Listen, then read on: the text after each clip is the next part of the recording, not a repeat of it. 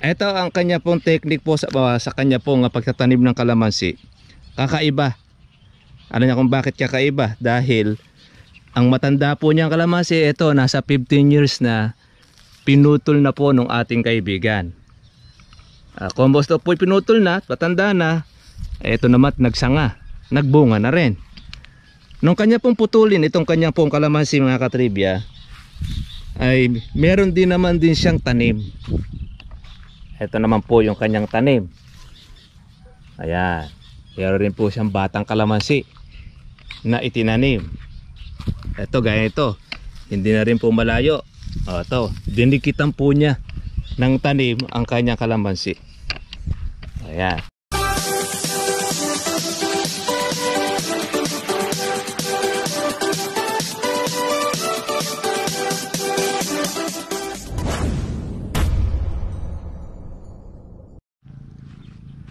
Hello po mga katribya, hello po sa lahat ng ating mga bagong subscriber. Magandang hapon po sa inyo at welcome po kayo sa aking YouTube channel. Maraming salamat po sa inyo pong patuloy na pagsuporta nitong ating Kalamansi Trivia at Kalamansi Series na ating pong inilalabas.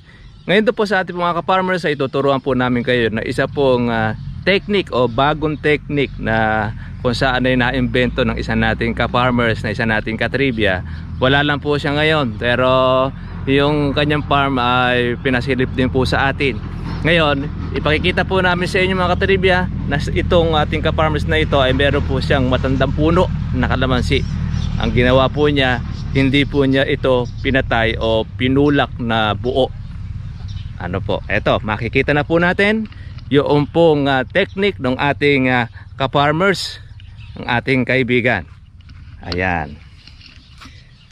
Ito ang kanya pong technique po sa kanya pong pagtatanim ng kalamansi. Kakaiba.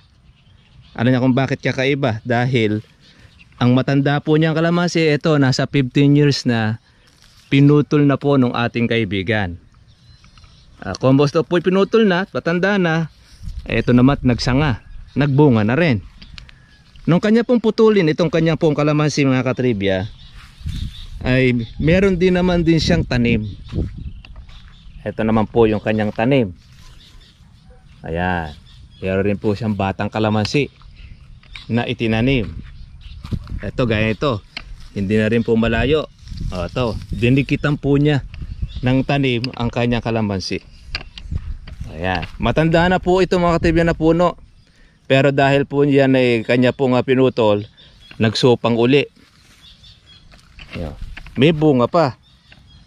Pagkatapos ng kanyang pong patulin, ayun, ito naman po yung kanyang tanim na kalamansi, malaki na rin.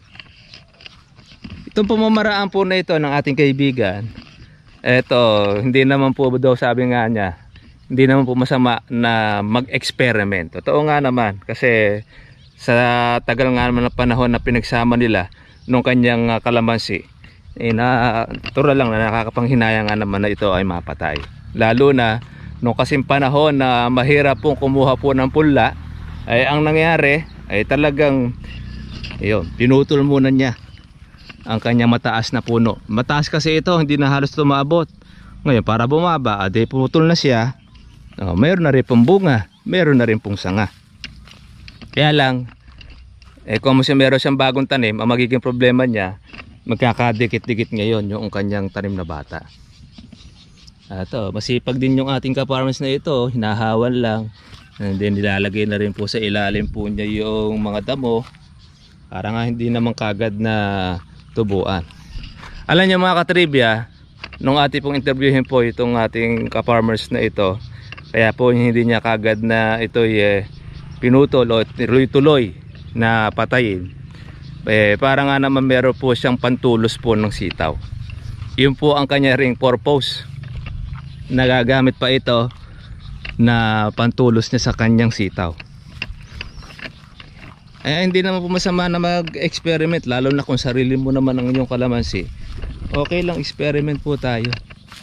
Ayan, tinan niyo. Kaya lang, sabi po ng ating ka-farmers, pagka po maliliit na bunga ng kalamansi, kailangan na rin po talagang putulin. Ito gaya nito, hindi na rin po ito masyadong makalaki dahil nga po meron siyang matanda. Ito yung matandang puno na nagsasanga. Ngayon, pagka yan ay malalaki ang bunga, pagtutuloy na rin niya.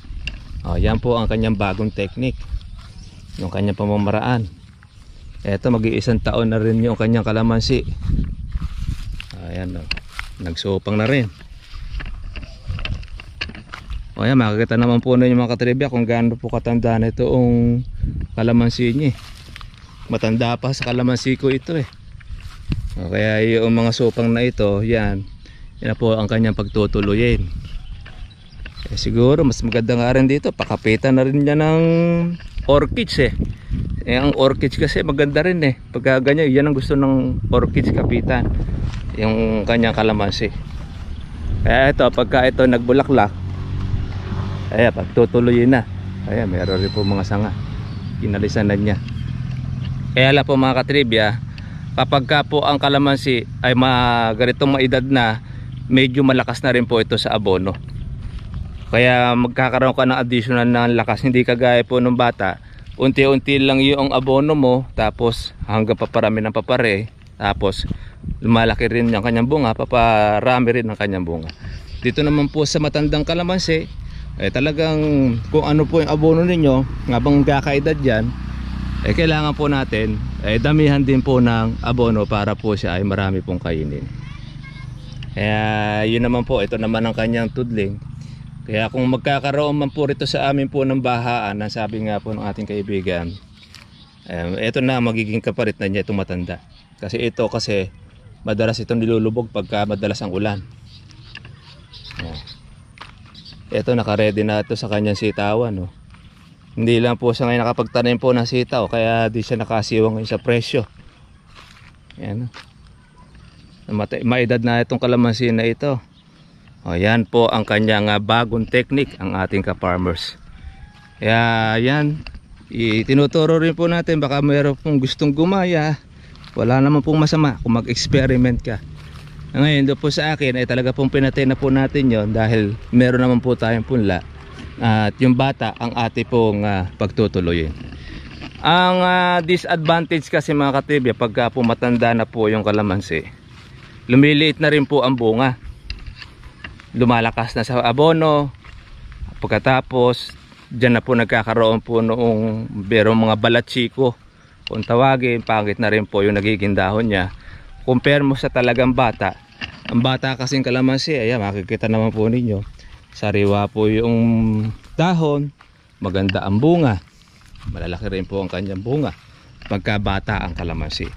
Pero pagka matanda na ang kalamansi, ayun, yung pong quality niya ay nawawala, kumukonti na, lumiliit na, lumalakas na sa abono, at marami ng mga katribya pong nirereklamo yung ibang mga buyer. At saka hindi po masyadong mabenta pagka po ang kalamansi ay matanda na, tinatanggihan na po nila, maliban na lamang kung talagang libo kalamansi at wala na silang mapitas, tsaka pala lang papansinin yung matandang kalamansi. Pero pag halimbawa mga katribya naman na mura kalamansi, ang kadalasan po ay ang mga bata po ang kanilang kinukuha. Ito naman po yung kanyang batang kalamansi, yung alaga ng ating ka-farmers. Dati may sitawan po itong gitna na ito, pero ngayon di na po na niya nilagyan ng sitaw dahil mag-abot na. Abot na ang bunga, abot na yung sanga, tapos masikip na rin pagka po ito ay lalagyan pa niya ng tanim sa pagitan. Pero ito, kung kasi ito yung bata pa, naka-prepare po ito sa sitaw. Ayan, gaan po kasi pag itong ating ka-farmers na ito. Ayan. Ayan po ang kanyang technique. Ayan, di siya wala po ng pantulos. Lagi may nakaumang. Ayan ko lang, baka may tanim na ito. Ayun, wala pa pala. Ayan, naka-ready na ito sa kanyang sitawan. Sa sitaw kasi mga katribya, kailangan mo talaga dyan ng iba yung sipag. Tama nga na talagang mataas ang presyo ng sitaw, pero pagka bago ka pa lang, sasabak sa sitaw, at talagang pati parada ka dyan, ay nako, hindi ka kikita sa sitaw, hindi gaganda sitaw mo, dahil yan sigurado dadamuhin. Kaya pag hindi mo alam ang pamamaraan at ang technique dyan, hindi ka basta-basta kagad makakapagsitaw. Kaya po yung mga nakakagawa at nakakapagbabunga ng mga sitaw, matagal na pong experience, marami na po siya karanasan. Gaya po nung isa natin na i-vlog na ka-farmers, isa ko rin yung pinsan ko rin yun. Ay mga katribya, hindi po niya alam na tayo pumasyal po dito sa kanyang farm. At yung ating ka-farmers, sana yung ating i-interviewin. Pero sabi nga niya, anytime naman ka po, pwede kang pumunta para, sabi ko nga, i-share niya ka ako itong bago niyang technique niya na habang pinalalaki yung kalamansi, yung bagong tanim, pinuputol naman niya yung kanyang matandang puno. Kaya yun nga, hindi lang natin natsyempuhan ngayon siguro. Na doon naman siya sa kabilang bakuran. Meron na kasi siya ding kalamansian. Kaya halos dalawa rin po yung kanyang kalamansian na kanyang ginagawa. Pero ito, kadalasan niya doon, tinataniman niya na kanyang sitaw. Ayan. At nakatsyempo rin siya ng mga nakaraan ng sitaw na mahal. Ayun. At yun nga, nakikita rin ito, sabi nga, siya pa lang ang kauna-unahan na nakagawa dito na yung matandang puno ng kalamansi ay pinagtuloy. Kasi karaniwan, ang nakakagawa po na pagpapatuloy po noong matandang puno, yung pinuputol lang doon sa gitna. Yan po sa parte ng magpapalayok dyan sa San Leonardo. Pagka po ang isang farmers ay magpapalit ng kalamansi, ang ginagawa na lang, hindi na siya bibili ng punla. Ang gagawin po niya, puputulin na lang po doon sa pinakasagad o gitna ng kanyang kalamansi. Sabihin, pabababayan po niya. Katapos na bumaba yun, magsusupang, sasabugan nyo uli ng abono. Kaya parang bata uli. Kaya lang dito sa amin, merong gumawa po niyan, ilang puno, kaso nga lang sa katagalan, namamatay rin ang iba. Kaya hindi rin namin magawa yung puputulin mo na lang yung puno, tapos pasusupangin mo, tsaka malalagyan ng abono. Ang isa pang disadvantage, mas malakas pa sa abono. At saka halimbawa mga katribya, na pagka ang kalamansi naman ay maliit ang bunga at yun naman puputulin mo, lalo miliit ang bunga niya kasi matanda na. Iba pa rin po talaga pagka batang kalamansi o yung batang punla. Take note po mga katribya, hindi po yung seedling. Iba po kasi yung seedling doon po sa grafted. Kasi minsan meron tayo nagtatanong na ka-farmers, bakit hindi po ako magturo kung paano magpatubo noong kalamansi at yun ang itanim. Actually, hindi po natin ginagawa yun dahil pagka po tayo, tinuro ko po yung magpatubo. Madali po mga katribyang magpatubo ng kalamansi Madali rin po magpunla niyan.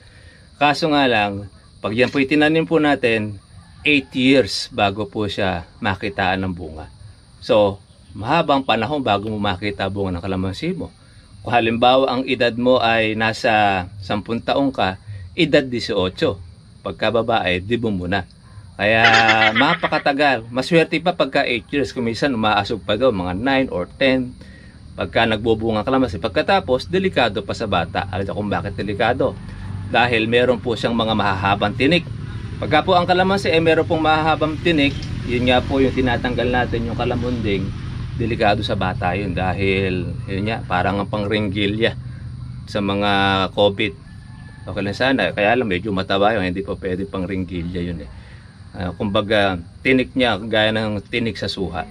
Kaya doon po sa ating mga farmers, kaya ang ating ina-advise na grafted ang inyo pong magandang kunin na punla. Kaya kung talagang totally na mahirap ang grafted sa inyo, yung pinaugat. Kaso nga lang, yung pinaugat ay doon din sa matandang puno rin galing. Kaya kung ano yung bunga, kung anong klase ng bunga ng kalamansi mo na yon, yun din na magiging itsura ng bunga ng kalamansi mo. Sabihin, wala po siyang tendency na yun ay lumaki ang bunga. Kahit yan po ay lagyan po ninyo ng marami pong abono, namang spray nyo po ng foliar, kung ano po yung naging bunga niya noong pinagkuhanan mo, yun din ang magiging labas na bunga niya. Iba pa rin talaga pagka po yung grafted, mula po kasi doon yon, mula po sa seedling yon ng kalamunding, tapos yun ay dinugtungan. Ang dugtong naman niya yung matandang sanga ng kalamansi. Kaya pagka yun naman ay nagtuloy, ayun, nagiging malalaki ang bunga. Tapos, ang kanyang buhay matagal. Umaabot po yan ng 20 to 30 years and so on. Hanggang sa gusto mo, buhay ang kalamansi. Ngayon, kaya lang po natin mga katribya, pinapatay po ang kalamansi, pinuputol dahil nagrereklamo na po yung mga mamimitas. Kasi pagka po ang mga mamimitas, hindi na rin po maabot yung dulo, sayang lang, nahihinog lang yung ibabaw, lalo na pagka mahalang kalamansi. Tapos, kakaroon ka pa ng additional sa upa sa bayad sa mamimitas. Pag alam na ang kalamansi mo ay matataas na, lalong halimbawa yan ay halawin pa lang, tatanggihan ng mamimitas. Kukunin po ng mga mamimitas yung pong mga batang kalamansi. Kaya pagka bata kalamansi, wala kang problema sa mamimitas kasi madaling abutin. Nag-aagaw-agawan pa sila. Pero pagka matanda na kalamansi mo, pagka hindi po mahal ang kalamansi, hindi papansin. Kaya tayo mga katribya, napilitan po natin batayan ang kalamansi natin, natain. At yun naman, maganda naman po ang resulta. At ayun, nakita na rin po yung ating mga itinanim, malalaki na rin siya halos. Tahan po natin mga katribya po yung ating in-spray. Kita lang po sa inyo yung sample na po pwede po ang kalamansi natin, kakayasin po ninyo ang mga sanga, maliliitin. Kaya pagka po nagsupang uli, yan, kakaroon na uli ng bulaklak, kakaroon na ng bunga. Kaya habang ito kakabunga, pinalalaki mo naman itong pagitan. Ito, hindi na rin ito napatay. Kaya advantage din yan. Merong advantage, merong disadvantage. Ang hindi lang po disadvantage dito, malakas lang sa abono pagka ganito matanda. Tapos, pagka po ang bunga ay mula sa matanda ay maliit, ganun pa rin, maliit pa rin ang kanyang bunga. Puntahan po natin yung ating alaga namang kalamansi. Kaya share lang po namin sa inyo mga katribya, yung technique po ng ating ka-farmers. Habang hinihintay niya lumalaki ito, eto naman yung matandang puno niya ay kanyang tinanggalan ng sanga. Pagka namungat na mulaklak, meron ulit siyang pipitasin. Sabi, hindi naputol ang kanyang income. Eto na mga katribya po yung ating spray na pamatay damo. Napatay na po sila. Ayun. Ito po yung ating bagong tanim. Isang buwan lang po ito mga katribya na mahigit. Ngayon daw po sa ating po mga ka-farmers, mayroon pong ganito na itinatanong bakit daw po ng gano'n na nangungulot po yung dahon ng kalamansi. Alam niyo mga katribya, sa pag-i-spray po ng kalamansi, minsan talaga hindi po nawawala na minsan yan po ay naaambunan. Pagka po naaambunan po ang kalamansi, basta't wag lang po siyang direkta mga katribya, hindi naman po mamamatay ang kalamansi. Kaya alam, medyo masasaktan siya, magkakaroon po nga lang po siya ng pangungulot. Kaya lagi po nating ina-advise sa ating po mga ka-farmers, pagka po kayo mag-herbicide, iwasan po ninyo na wag tamaan po ang inyong kalamansi. Dahil yan, kung kasi bata pa, sariwa pa ang kalamansi po ninyo mga katribya, baka indahin. Kaya iba nangungulot. Kaya sinasabi natin, pagka halimbawa kayo mag-spray na lalo na pagka batang kalamansi, hindi po tayo nararapat po na gumamit po noong 2,4-D. Dahil ang 2,4-D, nako po, ay lalo na pagka naamoy po yun ng mga gulay, gaya ng sili, gaya ng kamatis, ay nako, automatic mga katribya, mamamatay po ang inyong sili, pati na rin yung kamatis. Maamoy lang, lalo na pagka pati pa rin po yung papaya, nadadali po ng 2,4-D. Ito mga katribya, yung ating batang kalamansi, hindi talaga naiiwasan. Meron talagang tinatamaan, tingnan niyo po. Pero nakaka-recover yan. Kaya ingat lang din po tayo sa pag-i-spray. Ang kalamansi naman, matagal naman po ang buhay niya. Tingnan niyo po ito. In-spray ko po rin ito ng herbicide pero buhay pa rin. Kaya lang siyempre, unti-unti lang naman po siyang namamatay. Ang kalamansi po natin mga katribya ay maganda po yan. Maaalagaan din po natin siya ng spray rin po ng herbicide para hindi po masyado madamo. Eto, mga ilang ko na lang ito. Pwede na po natin itong maararo. Tapos tataniman po natin ng gulay. Kaya ito po yung una po nating ni-spray. Kaya kita na po ninyo, patay na siya. Patay na po ito una-una. Yung pangalawa nating spray, kung kasi hindi po tayo natapos po ng isang araw, unti-unti naman pong namamatay. Kaya yun po ang ating gamot na ginamit na para po sa paragis, effective. Ayan o, kitang-kita naman po yung pagkapatay niya. Pati rin yung ating huli, ay namamatay na rin po siya na paunti-unti. Ganyan niya. Kaya naman po niyan, mga katribya, lumalabas po yung mga maliliit na mga bulati na yon, yung mga taing bulate. yan po ngayon mga katribya po yung nagiging pataba ng lupa. Kaya kahit anong gulay po ang itanim po natin dito sa pagitan na ito, tiyak mataba po yung kalalabasan po ng gulay. Mahigit 1 buwan pa lang po itong ating kalamansi. May bunga na siya. Pag ganito na po mga katribya, pipitasin na po natin. Kaya malaki na po siya. Kaya daw po sa ating mga ka-farmers, po kayo maiinip pagka kalamansi po ninyo maliit pa, alaga lang po kayo na alaga. Sa umpisa lang po medyo matagal-tagal yan, pero pagka yan ay humahataw na, pagka yan po mga katribya 1 taon na, ay nako, tuloy-tuloy na po ang kanyang pagbubunga niyan. Gaya po nito, kalatatay. Ito, 1 taon na rin po ito, ready na rin po ito sa pamumunga. Ganyan po mga katribya kalamansi. Yan, 1 taon na po ito. Yan. Mabalita ko nga lang sa inyo mga katribya, ang ating pong siling talbusan, ayun, napagtiyagaan po ng buyer kahit po yan ay maliit. Napagtiyagaan dahil sa taas din po ng presyo ng siling demonyo, kaya pinagtiyagaan na rin. Dahil wala na kasi silang makuha. Pero ganun pa man, pabor din pa rin po sa atin. Dahil at least nakakuha po tayo rito ng pakinabang sa ating pong sili. Matanda na rin po ito mga katribya, may kita po itong 1 taon Kaya makita naman po ninyo, lumabong na po siya ng husto.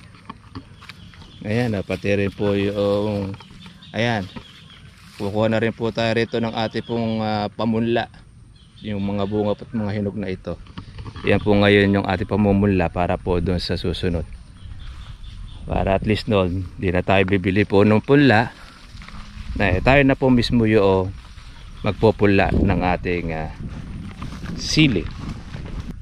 Bago po tayo magpaalam mga katribya, shoutout muna natin po yung may-ari po ng farm doon sa kabila, si Kuya Boy Alas. Yun po yung may-ari yung ating ibinlog na pinagtuloy po niya yung kanyang matandang puno, kinalis-kalis lang niya, tapos tinaniman po yung kanyang inasog lang niya ng konti, yung po lang kalamansi. Kaya habang hinihintay na lumalaki yung batang kalamansi, umaani naman siya doon sa kanyang matandang puno. At yun po naman yung kanyang technique o pamamaraan na para hindi maputol ang kanyang income sa pagkalamansi, meron pa rin po siyang pinipitas. At yun na nga po yung dati niyang matandang puno.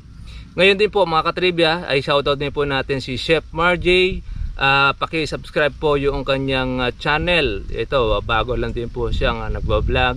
Ito po yung mga katribya na mahilig sa pagluluto. Yung talent po niya ay halos po sa pagluluto ang kanyang content. Kung gusto po natin po ng maraming matutunan sa pagluluto, ayan, kay Chef Marjay. Siya po ay taga Quezon, Nueva Ecija. Ito, kaibigan din po natin. At nagturo rin po tayo sa kanya kung ano po yung pamamaraan. Sabi ko nga sa kanya, basta't kung tayo bagong vlogger, mag-upload ka mag-upload ng maraming video. Yun talagang the best na gagawin mo, na marami pong mapupulot, marami pong matututunan po ang ating viewers, at sa pamamagitan nun, dun dadami ang viewers mo, dun din dadami rin ang iyong subscriber. Parang yung sa atin, sa umpisa nung tayo pinagbablog ay talagang namumulot yung isa-isa na mag-subscribe. Talaga kung minsan talaga nakikiusap ka, nakikisuyo ka, na paki-subscribe, paki-watch po yung aking video. Ganun sa umpisa dahil wala pa masyado nakakakilala sa iyo. Pero nung makita ng mga tao na ito'y tutorial, meron kang mapupulot, meron kang makukuhang karunungan, meron kang matututunan, karoon sila ng interes. Kaya hindi po mahirap na ang tao ay mag-subscribe sa iyong channel. At yun naman pong sa Watch Hour, syempre hindi rin natin alam kung ano po yung magte-trending, hindi rin natin alam kung ano yung gusto ng tao. Basta ang mahalaga doon, yung the best ang gawin mo, yung marami silang matututunan, marami silang makukuha, kaalaman, yun ang maraming manonood. Kaya pagdating sa Watch Hour, hindi po tayo magkakaroon ng problema. Kaya yun po, sa ating pong mga bagong vlogger, tuloy-tuloy lang kayo sa pag-upload ng video. Kung magagawa ninyo araw-araw kayo nag-upload, meron nga tayong mga kasama mga vlogger. Si Chef A, 3 beses kang mag-vlog sa isang araw Tayo hindi na po natin kasi kaya yon. Si ka-farmers na sikat na ka-farmers dyan po sa Arayat, yung po naglilitsyon, 2 beses naman po yung mag-vlog po sa isang araw. Kaya yung mga kilala talaga, tsaka marami po talaga silang mga content na nagagawa, kaya po nila yun. Pero pagka tayo po mga katribya, kahit tayo bagong vlogger, kahit maminti lang po natin yung araw-araw nagwa-vlog, na makita ka na yung subscriber, nabuhay ka pa, okay ang kalagayan mo, tapos nagsasalita ka pa sa harap ng camera, masaya na po ang ating mga subscriber. Kaya yun naman po ang ating maipapayo doon po sa ating po mga mga vlogger na bago. Shoutout po sa Team Biyaya. Hindi na po kayong kayang batiin na po lahat, at marami po kayo yung ating pong Team Biyaya. Kaya sana pagpalain po kayong palagi. Okay.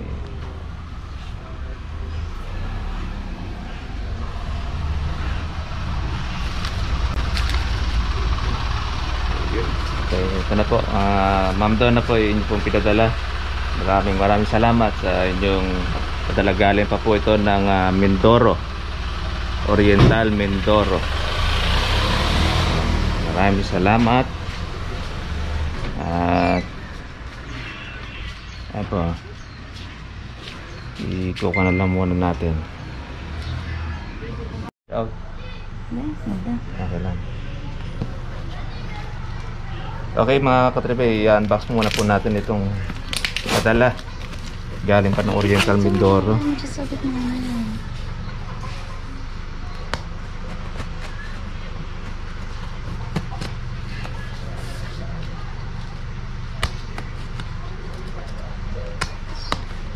Na-disinfect na ito para sure.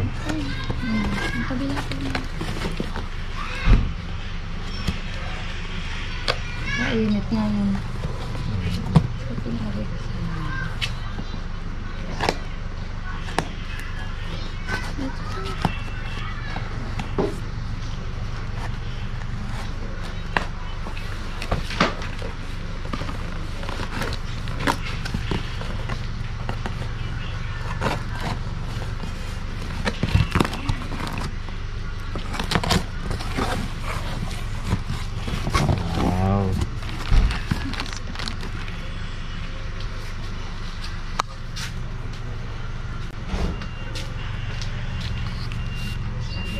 Try muna natin yung nasa loob.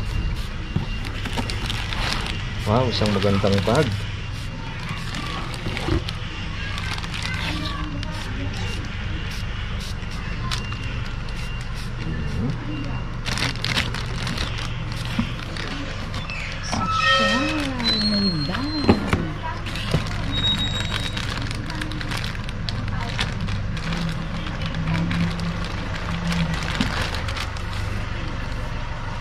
Try natin loob.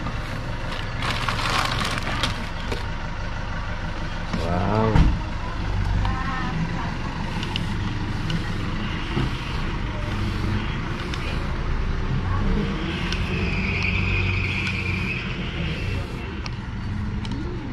Okay.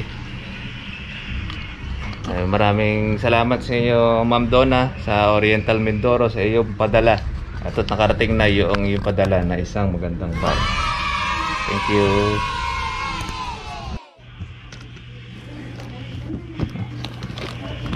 Ito, tama-tama ito sa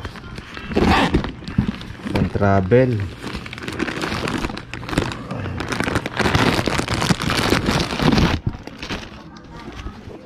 Ang ganda naman yung nasa loob. Ito, tiyak, hindi mababasa yung ating gamit dito.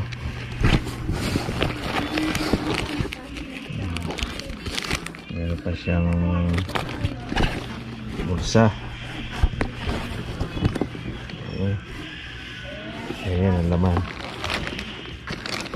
Yung kanyang tatak ay Arctic Hunter.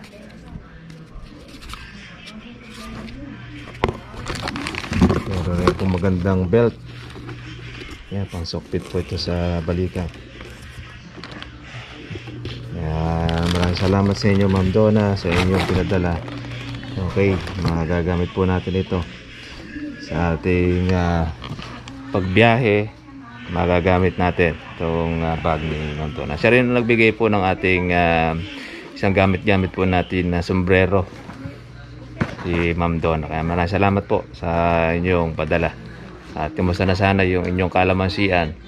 At hindi natin alam kung naitanim na po ninyo yung pong punla. Mas maganda po itanim nyo na po yung punla para hindi pa po mamatay po ang punla ninyo dahil nalaglag po yung dahon ng kanyang punla. So gaya po ng dati, huwag po natin kalilimutan, gaya po ng dati, ako po si Kuya Berhel Bunag. Lagi po natin tatandaan ang karunungan at ang kaalaman, may katumbas na kayamanan. Thank you for watching. God bless all. Kita-kita lang tayo bukas para po sa sunod po nating kalamansi tutorial. Bye-bye.